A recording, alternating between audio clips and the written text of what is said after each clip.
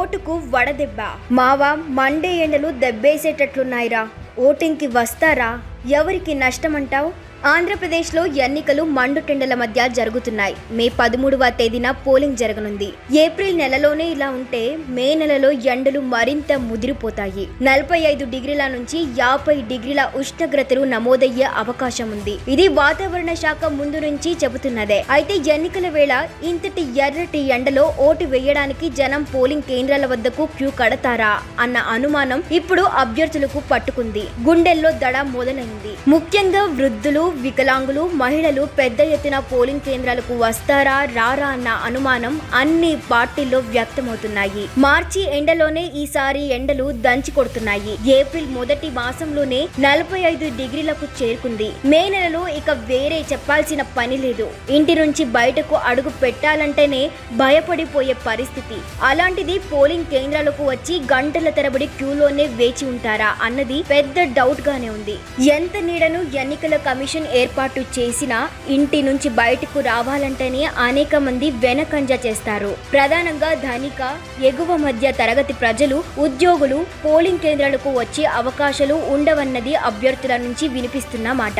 దీంతో కొన్ని పార్టీల్లో ఇప్పటి నుంచే ఎండల భయం పట్టుకుంది. పోలింగ్ తేదీ మే 13న సహజంగానే సెలవు దినంగా ప్రకటిస్తారు. ఉదయం 7 గంటల నుండి పోలింగ్ ప్రారంభమవుతుంది. అయితే 7 గంటలకు సెలవు రోజు బయటకు వెళ్లడం ఎందుకని ఆలస్యంగా నిద్రలేచేసరికి బాణుడి బగబగలు ప్రారంభమవుతాయి. దీంతో ఓటు వేయాలన్న ఉత్సాహం నీరు గారిపోయే ప్రమాదం కూడా ఉంది.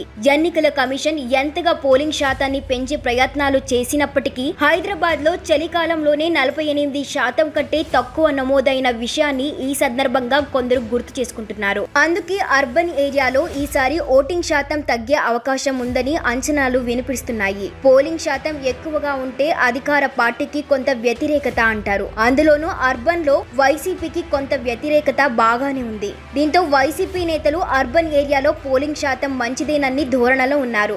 అదే సమయంలో విపక్ష కూటమికి పట్టున్న అర్బన్ ప్రాంతాల్లో ఓటింగ్ శాతం తగ్గితే తమ విజయావకాశాలను దెబ్బతీస్తాయేమోనన్న ఆందోళన టీడీపీ, జనసేన, బీజేపీ నేతల్లో ఉంది. అందుకే ఇప్పటి నుండే ఓటర్లను పోలింగ్ కేంద్రాలకు తీసుకొచ్చేందుకు ప్రత్యేక ఏర్పాట్లు చేసుకోవాలని నిర్ణయించుకున్నారు. కానీ ఎన్ని ఏర్పాట్లు చేసినా మండే ఎండల్లో క్యూలో నిలబడి ఓట్లు వేయడానికి ఏపీలోని ప్రజలు సిద్ధపడతారా, ఎవరికి దెబ్బేస్తారు అన్న చర్చ అయితే అన్ని రాజకీయ పార్టీల్లో మొదలైంది. మొత్తం మీద సూర్యుడి మాత్రం ఈ ఎన్నికల్లో ఎవరికి వడదెబ్బ తగిలేలా చేయడం ఖాయమని కామెంట్స్ మాత్రం వినిపిస్తున్నాయి.